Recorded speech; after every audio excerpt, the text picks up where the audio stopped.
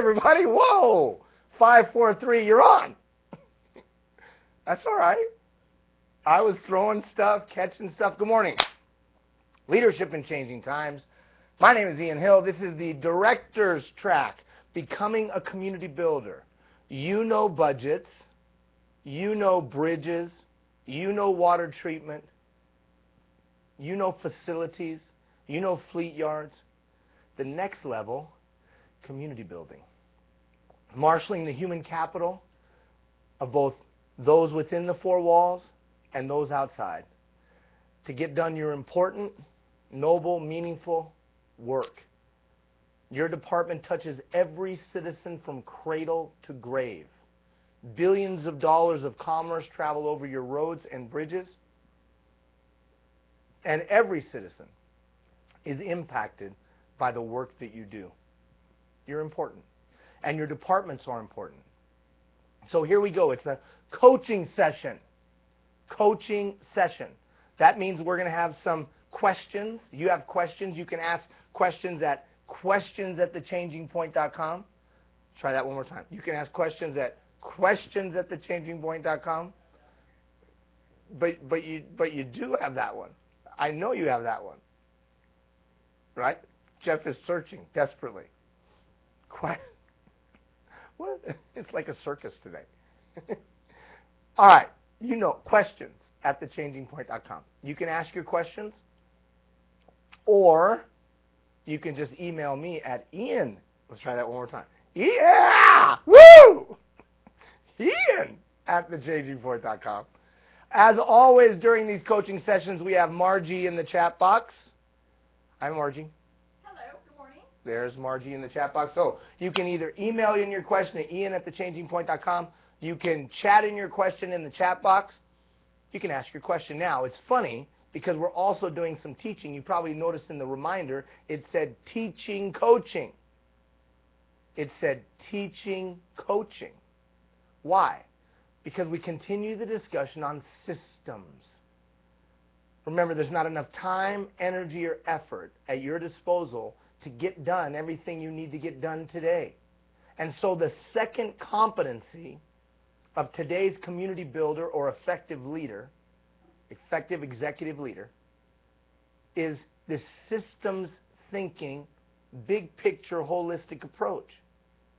And I told you through my life experience that it was systems that helped me overcome a lack of ability, a lack of knowledge, a lack of insight, a lack of wisdom, a lack of experience, the quality systems. Now, it wasn't to be confused with systematic, but that a system was a collection of parts that were deeply integrated to achieve a specific outcome or a specific result.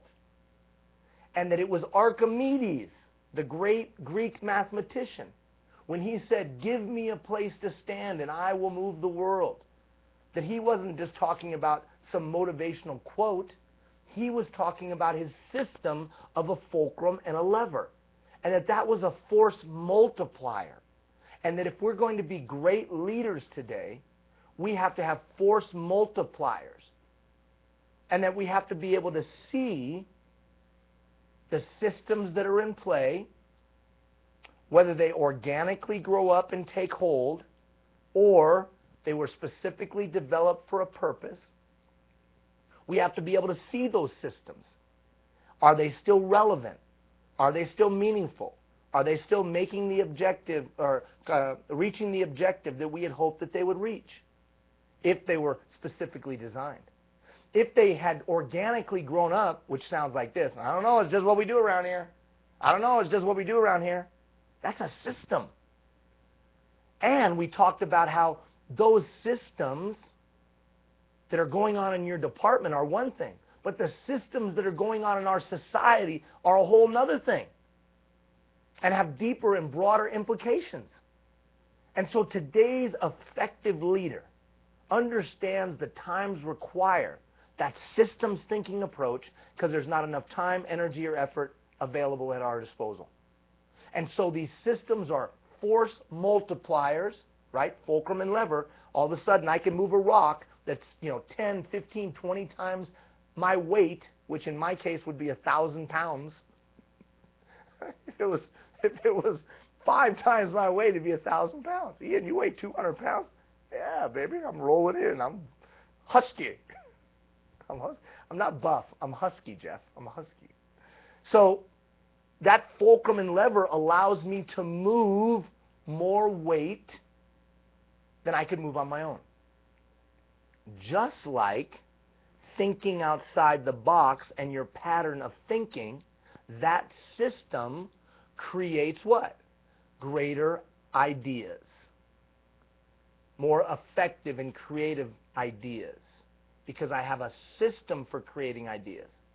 In a few minutes, we're going to talk about a system for tapping into the collective intelligence of your department. And whether your department is 5 people or your department is 500 people, whether your department is 100 people or 1,000 people. And I just described some of your departments. And whether you're Nashua, New Hampshire, or whether you're Langley, BC, whether you're Whitby, Ontario, or whether you're Santa Ana, California, whether you're Manatee, Florida, or whether you're in Central Alabama. The bottom line is you need innovative and creative ideas. But the reason we don't get them is because we don't have a system for them. And then even if we get them, we don't have a system for prioritizing them. We don't have a system for their development. And we don't have a system for their implementation and successful bringing to fruition. Ian, you're on fire today. That's because the answer for the 21st century is leaders that understand systems thinking. We wonder why our youth and our kids are the way they are today, because we've allowed organic development of the citizen of tomorrow. We haven't intentionally created systems to develop the citizens of tomorrow that we would hope to have. And then we wonder how our kids are turning out the way they're turning out. When we have new residents come to our nations or to our communities, we wonder why they don't integrate as well as we possibly could. And then within your department, we wonder why things aren't going the way that they're supposed to go or you want them to go. It's probably a systems issue. And whether that's a system of training, a system of accountability, whether that's a system for performance management, which your emerging leaders are going through right now. Your mid-level leaders, as you know, are going through a performance management system creation and levels of accountability and how to get great performance from people. Well, that's a system for delegation, a system for motivation, which we'll talk about those two things when we talk about being a catalyst for responsibility. So systems thinking is what we're in the midst of right now. And we'll take your questions in a minute. Good job. There it is. Questions at thechangingpoint.com. All right. We've already had some questions that have come in previously, so I want to address those. And then in a moment, if we have any questions in the chat box, Margie will give me the heads up. So, systems thinking. Big picture, holistic systems thinking. And that idea that I will proactively create, proactively take the different parts that are at my disposal, and I will deeply integrate them for a specific outcome. And we said that we would give you examples of systems. We'd give you examples of systems. One of the systems that we had talked about was outside-the-box thinking systems. Systems for outside-the-box thinking. And so when we went through that, my point was that innovation and creation isn't happenstance. That it's not pixie dust. That I don't get hit with pixie dust and all of a sudden I'm a creative person. That I think creativity and innovation, or being innovative and creative, can be a learned trait. You can learn to be innovative. You can learn to be creative. Because it's about your pattern of thinking, the sequence that you go through to think, the sequence that you go through, the questions that you ask yourself. And then remember, I made the point in the teaching session that that science tells us that those patterns of thinking, by the time we get to be the age that we are now, that those patterns of thinking become ingrained to the point that they become literally grooves in our brain, that the synapses and the chemicals fire the same way over and over again. Well, I don't understand, Ian. Well, you see a problem, and you probably approach it the same way over and over and over. An opportunity is presented to you, and you probably approach it the same way over and over again. And that sequence, that pattern, becomes so deeply ingrained that it becomes actually grooves in your brain. Remember, 80% of your behavior is unconscious. So when we say, gosh, I don't come up with any good ideas, it probably has to do with the sequence of questions that you ask yourself. And remember, I told you that I had that dilemma, not being very creative, never having a good idea, always being the guy in the room that was wondering, how come everybody else has good ideas and I don't? No creative bone in my body, buy everything off the mannequin. And I wasn't satisfied with that, and I said to myself, there's got to be a way to come up with creative ideas. And we did all that research. Remember I mentioned that? And we came to the work of Dr. Ludwig at the University of Texas, and he said it was patterns of thinking, and that you had to have an outcome-based approach. Outcome-based approach. Now ask your questions. Margie's in the chat box. She's sitting there waiting. Ask your questions. So that pattern of thinking, So what are you doing? Did you take that 3x5 card like I asked you to? Did you put the questions down? Remember the typical approach or the typical pattern of thinking with a government or within the public sector is a resource-based pattern of thinking. Resource-based pattern of thinking, which is this. If we have this many resources, we could do this many things. If we could do this many things, if we had this many resources, then we could do these activities. If we did these activities, then we would produce these kind of results. And if we produce these kind of results, then we would have these kind of impacts realized. A resource-based approach. And whether the resource is time or people or money, a resource-based approach. And remember, I made the point that that always defends the status quo because it always works off of what is. So you're not going to get creativity working off of what is. And one of you sent me a note and said, well, Ian, that's pretty Pollyannish. You have to work off of what is. And I pushed back and said, no, not if you want to be creative. That the pattern of thinking should really start with, what do I want it to be? Remember that? What do I want it to be? And then what is it today? That courageous conversation. So what do I want it to be? What does it look like, smell like, feel like, taste like? Those are descriptors. So I can cast vision. And then, where is it at today? A courageous conversation. Be absolutely clear with where it's at. The goods, the bads, the rights, the wrongs. And that a courageous conversation, if you recall, was where we didn't place blame, where we didn't attack, where we didn't push, where we didn't force. That we just talked about the reality and talked about what matters.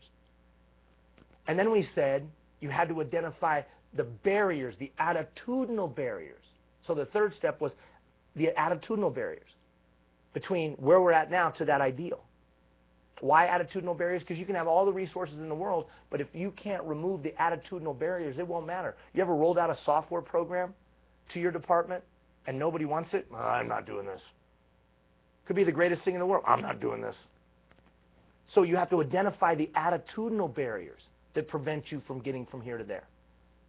Or let's say on the budget side, if the right 7 people that oversee, elected officials or appointed officials, that oversee your department, if the right 7 people got on board with allocating funding to you, then you'd have all the funding you needed. Or you'd have a larger portion than you may have today. So is it resources or is it attitudes that need to be shifted? Probably attitudes. So identify those attitudes that would prevent going from here to there. Then what activities could we do to remove those attitudinal barriers, to take us from here to there? And then finally, what resources would be necessary to do those activities, to remove those attitudinal barriers, to take us from where we're at to what we could potentially become. That was the pattern. Now, one of you asked the question, well, Ian, give me a practical approach to that. How does that work practically? So for me, the way that worked practically was to take that pattern, that outside the box, what I call that outside the box pattern of thinking, and put it on a 3x5 card and take it to every meeting. What do I want the outcome to be? Where are we at today? What are the attitudinal barriers? What activities could remove the attitudinal barriers? And then what resources will we need to do those activities to remove the attitudinal barriers to take us from where we're at to what we could become? That simple few steps. I put it on a 3x5 card, and I took it to every meeting I went to for a year. But here's what it looked like and sounded like practically. So we're sitting in a meeting, a bunch of people. Some of them reported to me, and some of them didn't. I reported to some of the other people in the room. So it would just go something like this. There's a problem, or there's an issue, or there's a challenge. I would just say this. So let me be clear. What we're trying to accomplish is, and I would either get consensus around that. Yes, that is exactly what we're trying to accomplish. Or I would say, like I did in a meeting yesterday that I was sitting in with economic development people, head of Economic Development Authority, and I was down in the States. I'm in Nevada right now. So head of the Economic Development Authority, people from the governor's office, people like that. And they're all talking to me about all this stuff and creating macroeconomic systems between San Francisco and Reno, and that's one big economic corridor. La la la la la la la la. And I finally said this: what is the outcome? What's the point? Oh, wow. Well, what's the point? Is the point that we're trying to draw new businesses here? Is the point that we're trying to take existing business and they open up a secondary office here? What's the point? So, in that situation, it could be as easy as me saying, hey, what exactly is it that we're trying to accomplish? Then, like I did in the meeting yesterday, and I've done in meetings all the time, the next one is this. Oh, okay. Well, if that's exactly what we're trying to accomplish, I'm trying to get my head around where we're at today. Notice I can just be casual about it. So I think I know where we're at today, but where does everybody else think we're at today? You know, really at today. If that's the ideal, where are we at in comparison to that? Well, we're not this, and we're not that, and we are this, and we're that. Get people talking about it. And then I said, well, what do you think are the barriers? What are the barriers between getting here to there? You mean financial barriers? And I said, no, I don't mean financial barriers. I mean attitudes. What are the attitudes of the people we're trying to move to this new idea? Towards that idea, towards us, towards everything. And we made a list. And then, okay, well then how could we shift those attitudes? What could we do? And there was talk of a big marketing campaign, and then somebody said, wait a minute, why don't we just meet with them? Why don't we just talk with them? Why don't we just build relationships with them? Okay, well, how much would that cost? So I just took that pattern of thinking, I just asked some simple questions, and before we were done, or by the time we were done, we had an innovative solution to the challenge. Yeah, but that's not applicable in everything that we do, and that's not applicable to public works. I've sat with public works directors, and we've done that same thing with elected officials, with community members, and the like. And it can work with your staff, where you sit with your staff and have the same dialogue. So it doesn't have to be formal. But by putting that 3x5 card in front of you and start to create a new pattern of thinking, that I go to this step and I ask myself this question, and then this question, and then this question, and then this question, and this question. And it should lead me to a more creative idea than a resource-based approach. Now, is it going to create an innovative idea every time? Perhaps not. But the likelihood of an outcome-based approach creating an innovative idea is significantly greater than a resource-based approach. I don't like your pattern of thinking. Great. I don't care. But you better have some pattern of thinking or system to create and generate innovative ideas. Because if you don't, you're going to get what you've always gotten. If you always do what you've always done, you'll always get what you've always got. And rearranging the numbers, 1 plus 2 plus 3 plus 4 equaling 10, and putting the 4 first and the 2 second and then the 3 and then the 1 still equals 10. That's not innovation. So the only way we're going to take on the challenges that we face today is all of us, you and me, learning to be creative, not pixie dust. We're not born that way, in my opinion.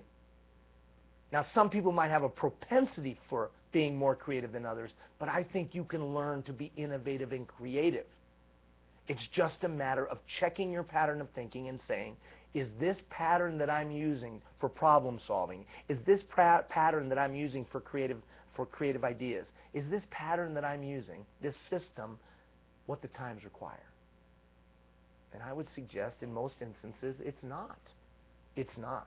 Because we haven't taught. Now, what's funny is some of you that came up on the engineering side, some of you that are engineers, trained engineers, you understand this outcome-based approach. You understand this sequential decision making.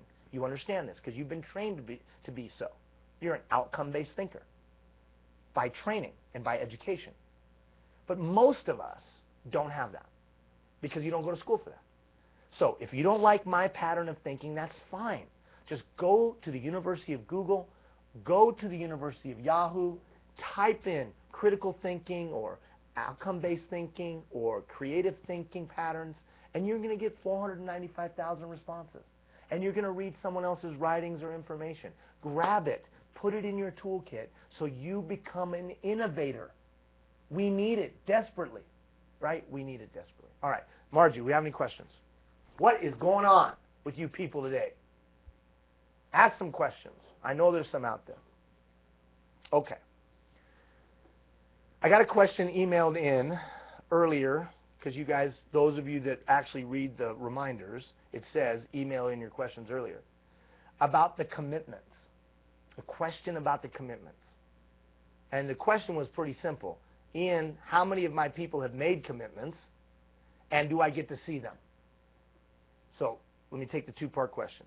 Question number one. How many people have made commitments? That you'll be able to get. We'll be sending you reports in the coming weeks of participation level of your people. How many emails they opened, how many videos they watched, are they turning in their assignments, and the like. And did they make a commitment? But I won't share with you the commitment, right? That's confidential. Now, some of you have sent in your commitments. Some of you have turned in your commitment. Some of you have told me your commitment. And I'm not going to share that with anybody because that's confidential between me and you. I will say this. We have gotten an overwhelming number of commitments. And it's great, when we always do. And it has ranged in everything from, I'm going to improve this procedure within my organization to I'm going to lose weight. I had one yesterday that I read that I'm going to be a better dad is basically what he was saying. I'm paraphrasing, but basically he was saying, you know what? I've neglected my kids. I've neglected my family. I need to put more time into my kids and my family. And then he had a plan to do so. So we're not going to share that with you. But we will share with you, because we're getting to about that point, we'll share with you where people stand, a third of the way through. And then we'll share 2/3, and then we'll share at the end. So you'll know the participation level of everybody that signed up for the program. Are they opening the emails? Are they watching the videos? Are they turning in the assignments? Did they make their commitment? That kind of thing. And then you can determine what you want to do with it, right? That's the beauty of the program. It's flexible. If it's been mandatory and you wanted everyone to participate, then you're going to approach it a certain way. If you wanted it, I lost my train of thought. What was I saying? Oh, if you wanted it to be flexible in the sense of, hey, here's a program at your disposal. If you'd like to utilize it, please go ahead. Well, then you're going to have a different level of accountability. It's not our job to tell you how to do it within your department. It's just our job to give you the tools to be flexible enough to use it as would be best in the maturation or the evolution of your department. Okay. All right. There was some things that I wanted to talk about today. Remember, I sent you a handout. Where's the handout? I sent you a handout. Because one of the systems I think that an executive leader has to have in their toolkit is the capacity to tap into the collective intelligence of the people they lead. And whether it's leading of a community, leading of a nation, leading of a department, leading of a fleet yard, leading of a water treatment plant, I don't care what you lead. I don't care if you lead the Boy Scouts and Girl Scouts. In today's day and age, the effective leader, executive leader, has a tool in their toolkit for tapping into the collective intelligence. Now, where does this come from? It comes from not being very bright. I'm not very bright. I don't have a lot of schooling. I don't have a lot of education. I don't have a lot of that. But I found myself at a level of leadership well beyond my capacity. So I realized very quickly that all the great ideas were not going to come out of my head. And I realized very, very quickly if I didn't come up with some great ideas, I was going to get fired. So I started looking around. And you know what I saw? I saw the same thing that's true in your department. I saw that I had people around me that had PhDs in what they do. PhDs. What do you mean PhDs? They had over 10,000 hours in what they do. 10,000 hours in what they do. I had 10 and 15 and 20 and 25 and 30-year professionals. I had professionals that had been in the business longer than I had been alive. Think about that. And they had different perspectives and different life experiences and different backgrounds and talents and interests. And it started to dawn on me that I didn't need to come up with great ideas. I just needed to create an environment where those great ideas came forward. I just needed to create an environment where we had at least one innovative idea a quarter. And whether that was to increase our service to our constituency, whether that was to decrease expenses, or whether that was to improve operational efficiencies, it didn't matter. One. Then I also noticed that there was these crises that bubbled up. Problems, issues, challenges, concerns that bubbled up. And they bubbled up, and by the time they got to me, they were this huge mushroom cloud. Hold on one second. They were this huge mushroom cloud. And as this huge mushroom cloud, they occupied a significant amount of my time. And if I had known about them way back here, then they wouldn't have occupied a significant amount of my time. So I needed some way to generate great ideas, tapping into the collective intelligence. Remember the concept here. I got all this human capital around me with different talents, experience, and interests, vocational competency, mastery, if you will. And somehow I got to get their ideas. And then on the other hand, I had problems out there amongst my 1,100 employees. I had problems that by the time they got to me would occupy a significant amount of my time. Whereas if I knew about them early on, I could rectify it immediately. Hold that thought. If the question is relevant, go ahead and ask it. If not, we'll table it. But go ahead, Margie. We have a question from Anonymous. I love the program. My people are getting a lot out of it. But I love the idea of outside-the-box approach. Can you give me some examples of how I can use it every day? Okay, we just talked about that, right? We just went through that. So, Anonymous, you must have stepped out of the room. Right, Jeff, when I just went through that whole soliloquy of how to practically use it. So that's fine. That's good. So Anonymous, just rewind when this is archived and watch that, right? And watch that. Okay. All right. So those two things had to be taken into consideration. Had to be taken into consideration if I wanted to generate ideas. So I started to say to myself, could I create a system?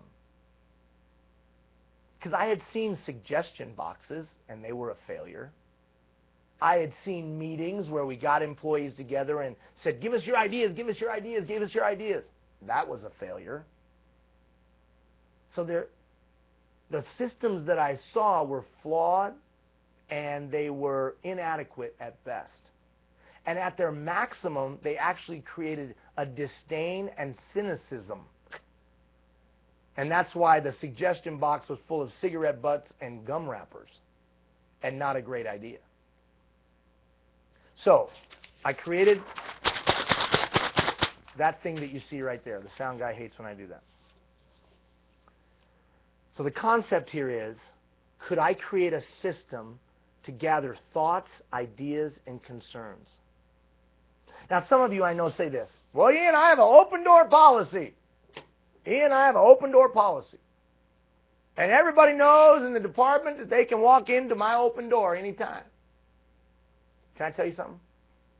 That's naive at best and irresponsible at worst. What? Because that's a passive engagement strategy.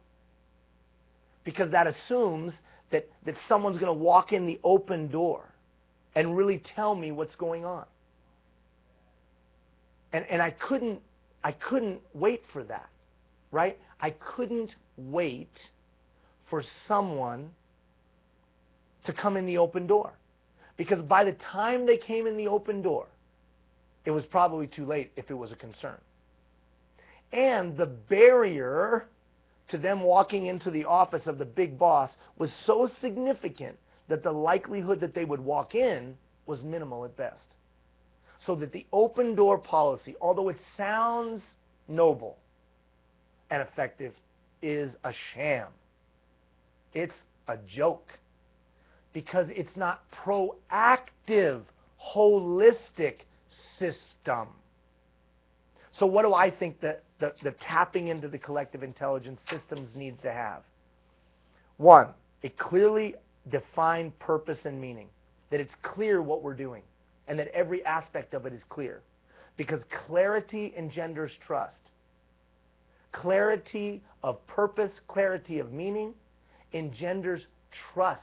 Authenticity comes when I have clarity of meaning, purpose, and then tangible action.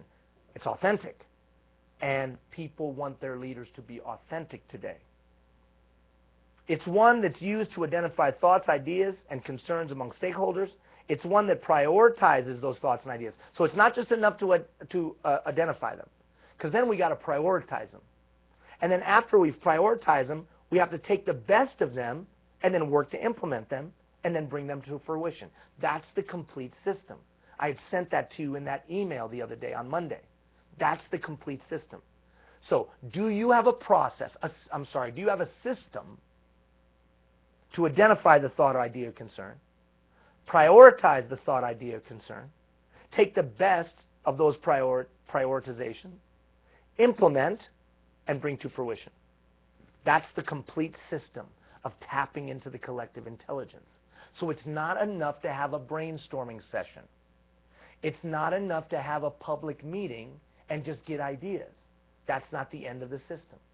I was at a conference, and there's a lady right now watching, Yvonne. Hey, Yvonne, up in Edmonton, woo!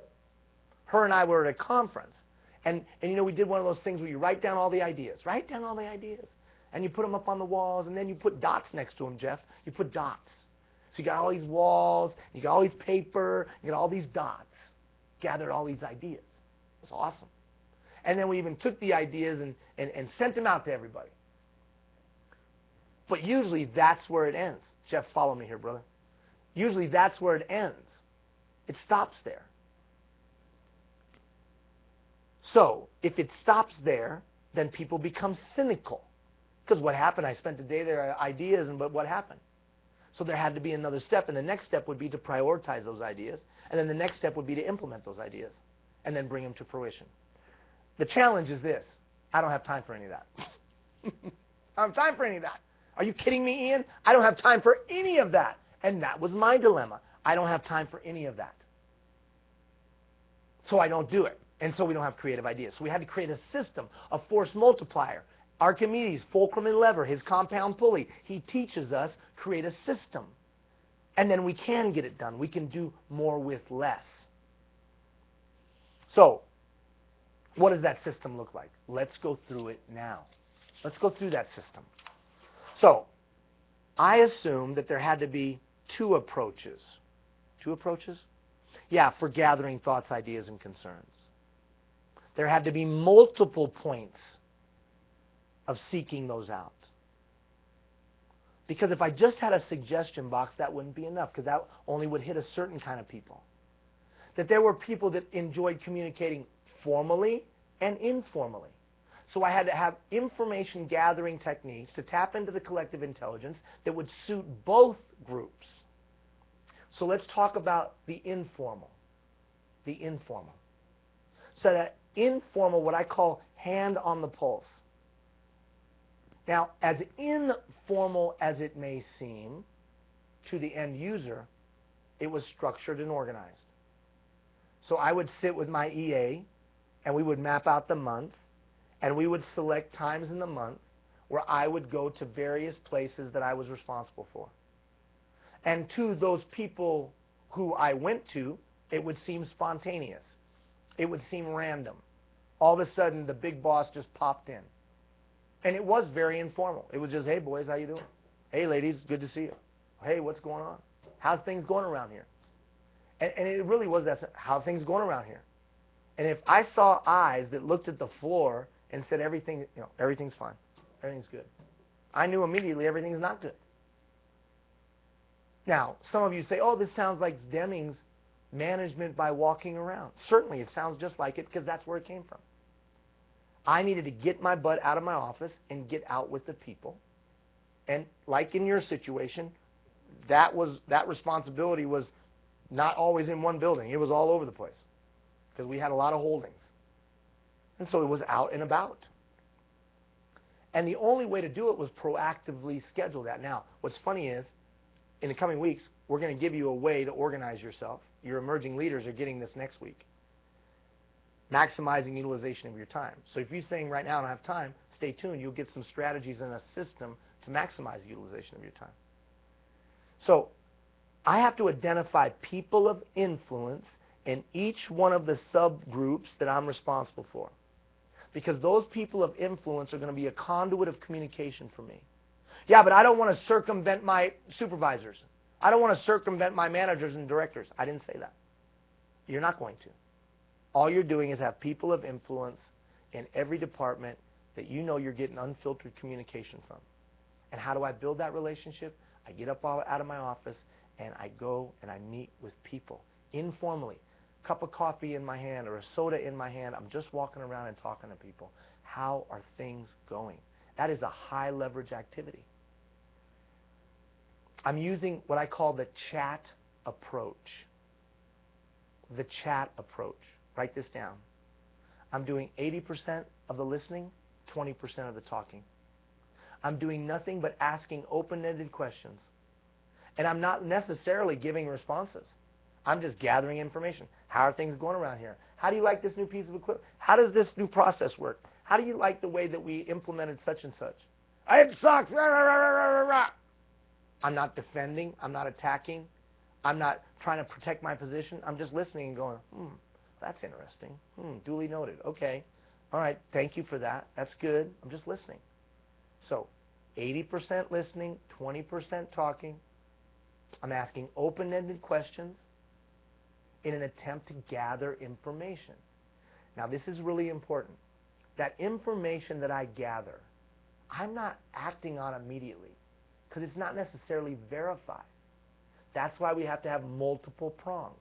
Now, if it's blatantly obvious that there's a significant problem and you can rectify it right away and you don't need it verified, fine. But if somebody says to you when you're out and about, well, such and such sucks or so-and-so sucks, you might not want to jump on that immediately. You've got to verify that. You've got to take all those comments with a grain of salt. That's why it's important to have multiple sources. And we'll get into that in just a moment. So the informal approach is about having this chat where I'm out amongst my people doing 80% listening, 20% talking, asking open-ended questions to both build relationship, because there's nothing more powerful to build a relationship than another human being feeling like they're understood. And I'm taking that information that I gather and I'm putting it, just like it says on the diagram, right? Just like it says on the diagram. I'm putting it in a repository. And whether that repository is a notebook or whether that repository is my computer, I'm just taking that and I'm grabbing it and I'm putting it right here. And if you're smart enough, you're taking it and grabbing it and putting it here and putting it here. Because it tells you something. And then you're going to confirm it or verify it with some of our more formal processes. So you had the informal. Then you had to have a formal approach. There were some people I knew were more comfortable with a formal approach. And that would be your left side of that flow chart. And on the left side of that flow chart, you'll notice that there has to be two distinct approaches. You see, I realized that I could bring everybody into a room, frontline employees, mid-level employees, citizens, whatever, and I could say to them, how do you think things are going? And I might not get complete answers. I might not get clarity. I might not get the information that I need or want. I might not. So I had to have another approach, an anonymous approach. Well, I'm not going to take any comments if they don't put their name on it. Well, really? Seriously? Are you crazy? Because I'm going to verify it through the other approaches. So if I get an anonymous note put into a suggestion box and it says my supervisor sucks, then where am I heading? I'm just going to go and do my chat in that department, see what's really going on. So I'm not going to react to any one of these things overly. I'm going to verify everything. So on the formal side, we have two formal processes, an anonymous and a face-to-face. So let's look at anonymous. What are some anonymous ways that we could gather thoughts, ideas, and concerns? Well, I said it, suggestion boxes.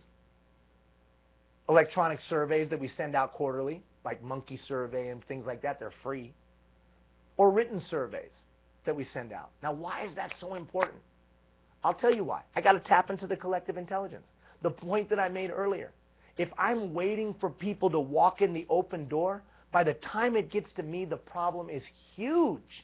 Don't I want to know about it when it's just a little thing I can fix? Or do I want to go through a 6-month grievance process that takes all my time and all my energy and all my effort? Or do I want to handle it down here? Yeah, I've tried the surveys and the suggestions, and nothing comes out of it. It's just cynical, and people just, they just rip and rattle, and no one takes it seriously. Probably because there's not some transparent rules attached to it. And here's the transparent rules. 1, you have to respond in a timely manner. What do you mean, a week? You can't do that. We don't have time. No. Whatever the time frame is that's realistic, we will respond to you in 30 days. At the end of the month, we gather all the ideas, and we will respond to you in 30 days, or 2 weeks, or 45 days, whatever. It doesn't matter. Just make sure that you tell them, and just make sure you're consistent with that. And here's the other key. Everything that comes in anonymously gets responded to. And there's only 3 responses. Yes, that is a great idea. We are going to take it under consideration. No, that is really stupid. No, you don't say that. No, we're not going to consider that, and here's why. And not right now. It's one of those 3 things. And it only can be one of those 3 things. So we respond to every one. So if I'm going to use that anonymous strategy, I just have those 3 rules. And here's the funny thing. When people can trust that you stay within the time frame, when they trust they're going to get a response, they will start to trust the process, the system, because it's authentic and it's real and it has a purpose and it has a point and it is a deeply integrated set of parts trying to reach a desired outcome. And what's the desired outcome? We need creative ideas. And we need everybody's talent, experience, and interest to contribute. Okay, then you had to have a face-to-face side because there were people that really wanted to talk. They weren't going to drop it in a suggestion box, fill out a survey. So what does that look like? I call them round tables. Round tables. So I would spend my time, 1,100 employees now, I would spend my time in various departments meeting with line employees. And I would probably do 1 or 2 a week. So that by the time I got to the end of the year, I had cycled through every group. Every group got some face time with me. Ian, I don't have time for that. I agree with you. On the surface, it looks like it takes up a bunch of time, but it reduces so many problems. It increases so much productivity, new ideas, new processes, and the like, new procedures, and the like that were effective and efficient, that it started to completely outweigh the time invested. I would put in a certain amount of time, and I would get 100 hours back for the 2 or 5 or 8 hours that I would invest.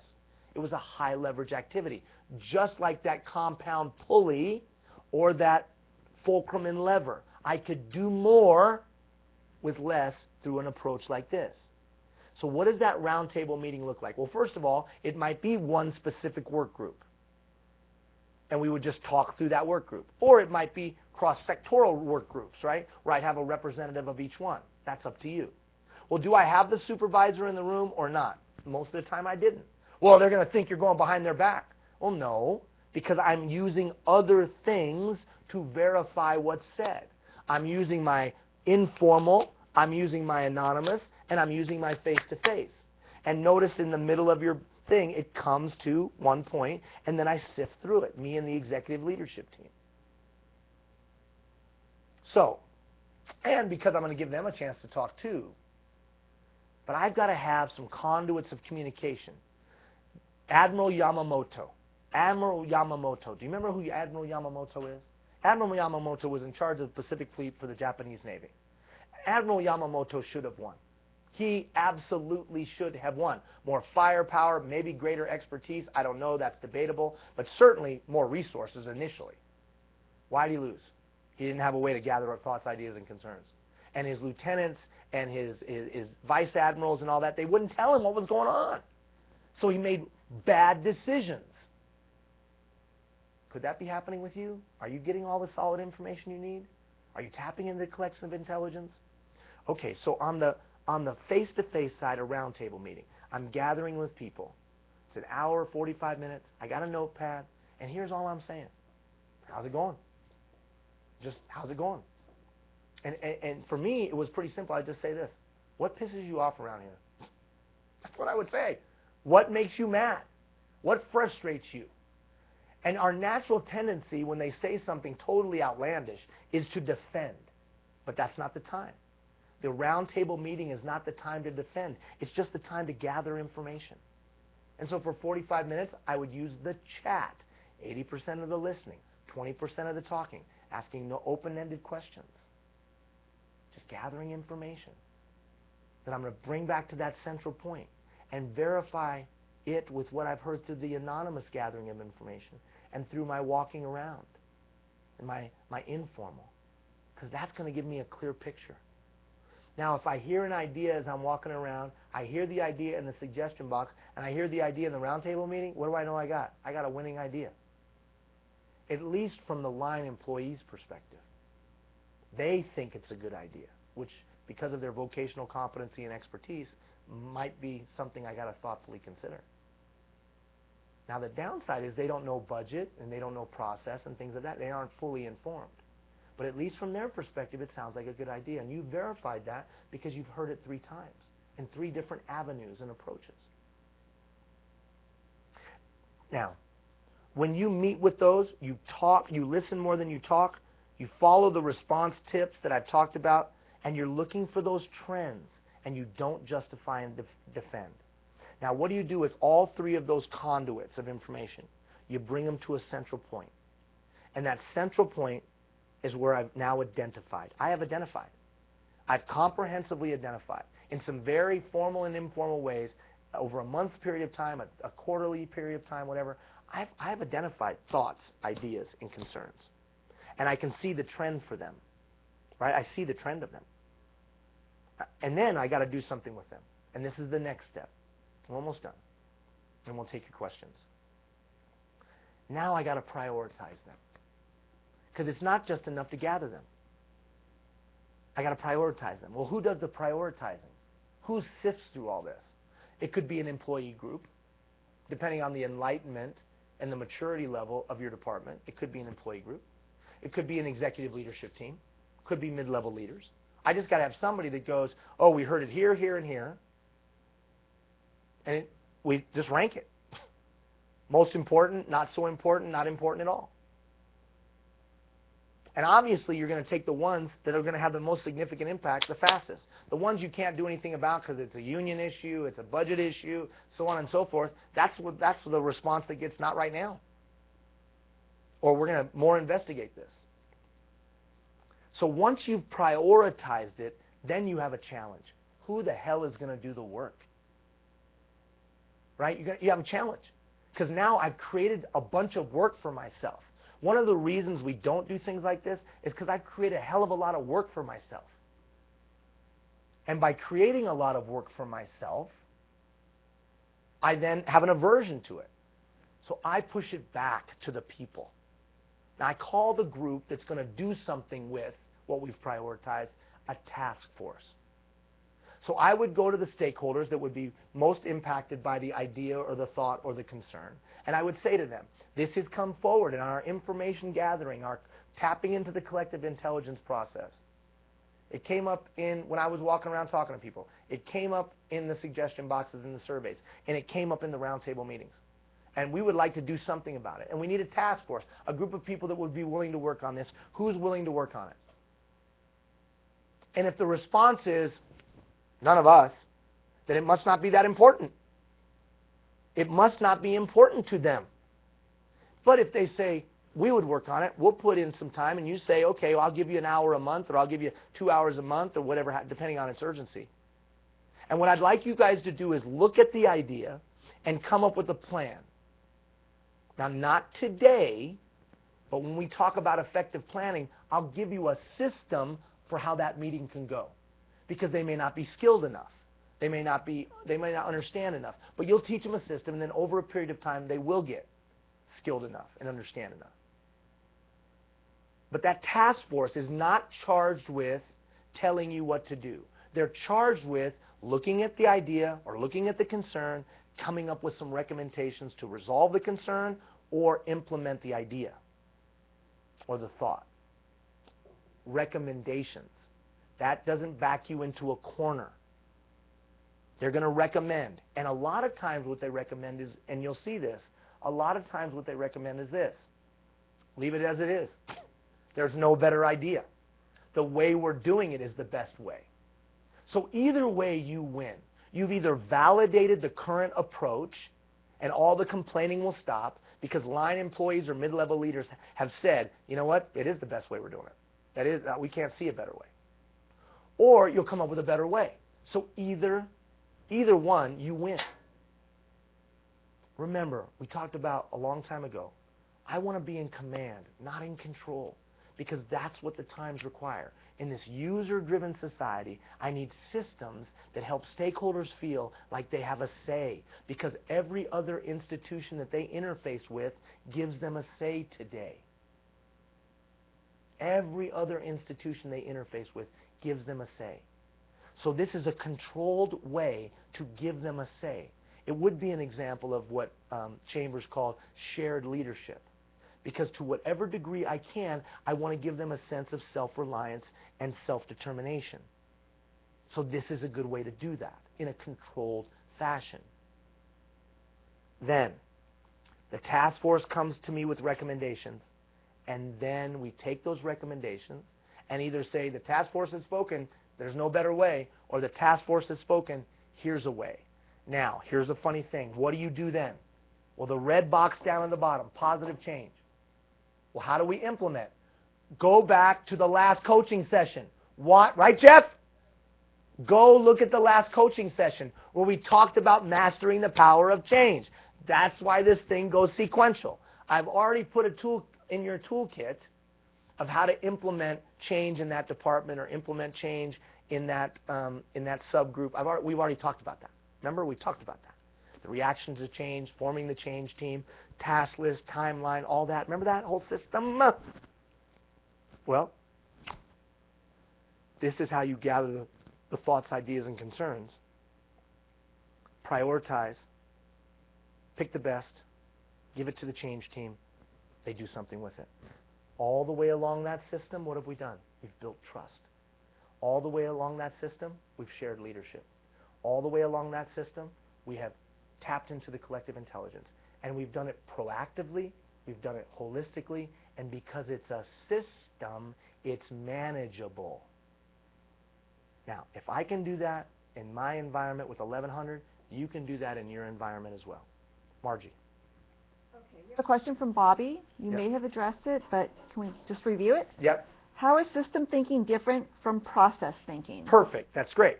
So we didn't specifically touch on that, right? So let's take this as an example. A system is an integrated set of parts that are highly integrated for a specific task. So the system that I'm talking about here is a deeply integrated set of processes. You know what it's like? It's like, what's the difference between a ship and a boat? You guys know? Do you guys know what the difference is? So a ship and a boat. When does a boat become a ship? When it can't fit on another vessel. As soon as it can't fit on another vessel, it is a ship. A process and a system, in my opinion, now it's just my opinion, the difference is that the processes are highly integrated to create the holistic system. And that holistic system has a specific desired outcome.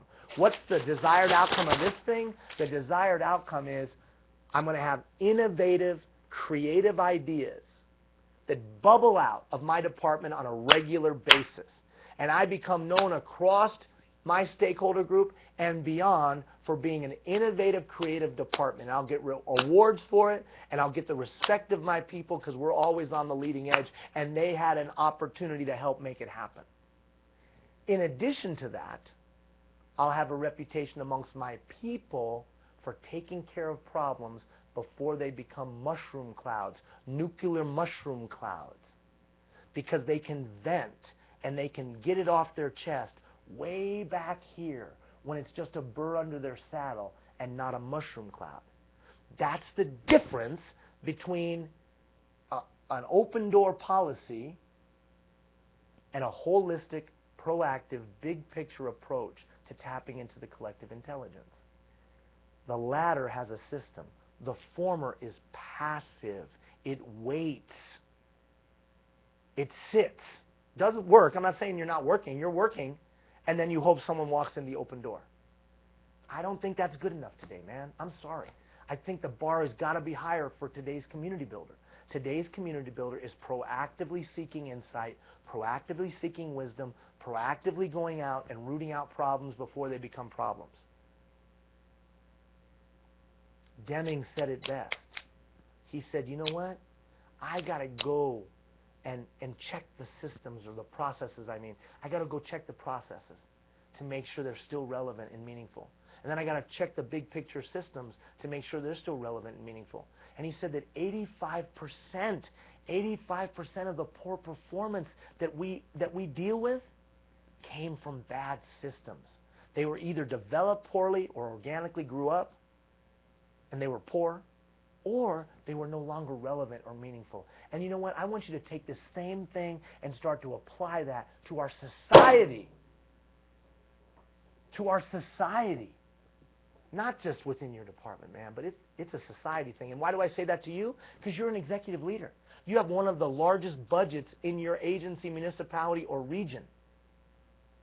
You're an executive leader. You hold an executive leadership position for your municipality, for your governmental entity, for your agency, for your regional municipality. You're an executive leader in your community, a person of respect and authority. And if you can start to generate creative ideas, and if you can start generating innovation, and if you can be on the leading edge and outside the box, personally, I gave you a system for that, or departmentally, I just gave you a system for that, then you're going to set the tone for your community. You're a community builder. Now, I know that there was other questions that came in. If you asked a question, because I'm looking at the time, if you asked a question in the chat box and we didn't get to it, just email it to me, and I'll respond to you personally.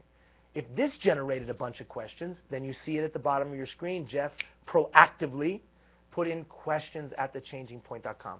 And I know that these coaching sessions are supposed to be more dialogue, but I had to get this system in, and we needed to unpack it. Now, on Monday morning, You're going to get an email, and it's going to regurgitate this again. It's going to regurgitate this again. Why?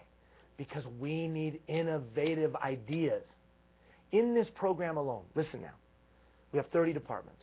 We have over 7,000 people or so, or 6,000 or something like that, people participating. We just need one frontline employee to take the 30 years of experience they have and come up with a great idea. We need one mid-level manager who has 5 years of experience as a supervisor and come up with a good idea. And then we'll be able to share that with the 30 departments. And we'll see improvement, exponential improvement. And we desperately need that today. Your work is important. Your work is valuable. You touch every citizen from cradle to grave.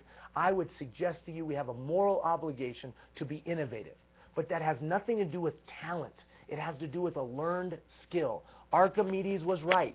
Give me a place to stand and I will move the world. But it wasn't because he was talented. It was because he had created force multiplying systems. The two systems that we've talked about today are force multiplying systems. You get more out of yourself, you get more out of your department with systems like this. I don't like your systems. Fine. Then go find other ones that do fit your style and approach a little bit better, but have them. Have a system of your own to create an innovative idea, and have a system for tapping into collective intelligence. And remember, my definition of that is a hell of a lot more robust than just an open door policy. Okay. Thank you for your time. I'm sorry that we didn't get to all of your questions. I know some were emailed in the chat box. I apologize. I'll get to them offline, and I'll respond to you. I thank you for all you do. I thank you for your commitment to your community. Your work is noble and meaningful and honorable, and I thank you for it. Have a great day, everybody. Take care.